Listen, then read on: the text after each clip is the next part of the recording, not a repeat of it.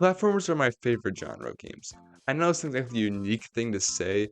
Platformers are one of the most popular genres of games, but I just find so much joy in the simple nature of running and jumping. 2D platformers have been around for almost as long as video games themselves, but it wasn't until 1990 when we were graced with the first 3D platformer, Alpha Waves.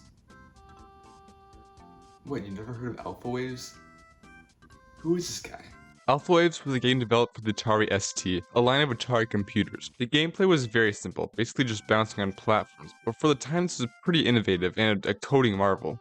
Well, Alpha Waves may have been the first true 3D platformer.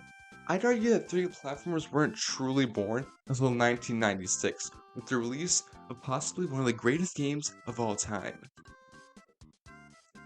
No, I wasn't talking about Bubsy, I was talking about Mario 64. To me, Mario 64 is a perfect game. I adore almost every aspect of this game, but I think the most technically impressive part of this game is the controls. They hold up surprisingly well for a game that's over 25 years old. Mario has so many moves at his disposal. He can triple jump, long jump, wall jump, you can pull back on the stick and sort of flippy backwards jump. The amount of options given to the player makes it so fun to just play around in the courtyard of the castle. And not to mention, the absolutely iconic stages in this game.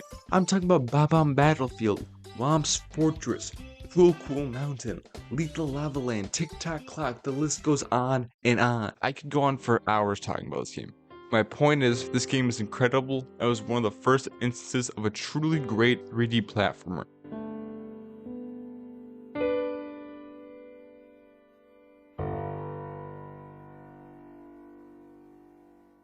Of course, over at PlayStation's house, they had a couple of 3D platformers, including Gex, which is well known as being one of the funniest games ever made. How did I get in Bill Gates' head? Truly a comedy masterpiece. The most popular PlayStation platformer has to be Crash Bandicoot.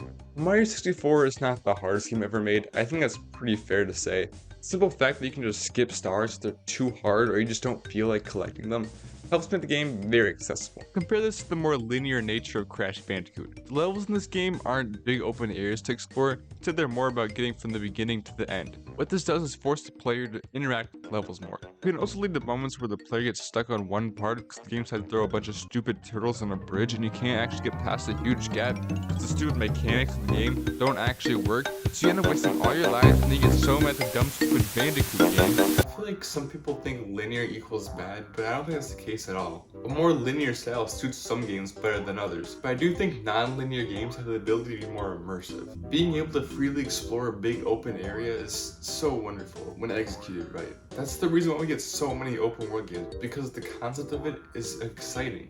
But that excitement can quickly evaporate when it turns out all these big open world games look flashy, but don't have any actual substance. The game that gets this right is Banjo-Kazooie. Banjo-Kazooie is jam-packed full of collectibles and so much charm and personality. And while it may not have the biggest map, it actually delivers where it counts. Fun area with lots of stuff to do.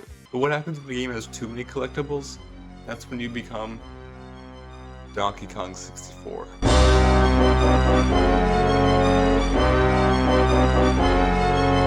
I absolutely adore Donkey Kong 64, but I gotta admit, there's way too much to collect in this game. Like, way too much. Let's take Banjo-Kazooie, a game with a lot of collectible items. That game has 1,140 collectibles in the game. Pretty crazy, right? Well, Donkey Kong 64 has 3,831 total collectibles in this game. But hey, that's just if you want to collect every little thing in the game. Surely the amount needed to simply beat the game isn't that crazy, right? Do you want to know what collectibles you need to simply beat the game? You need 100 golden bananas, 15 banana medals, 8 boss keys, 4 capable crowns, 1 blueprint, the Nintendo coin and the rare coin, and 1,680 colored bananas. 3D platformers are some of the most accessible, fun, and popular games out there. While the genre has certainly died down since the 90s, we've still gotten some great 3D platformers in the past couple years. But all these games kind of suck compared to this classic game. Yeah, that's right. I'm talking about Glover. Can you play as a glove in Stupid Mario? No, I didn't think so. Flip up your game, Nintendo.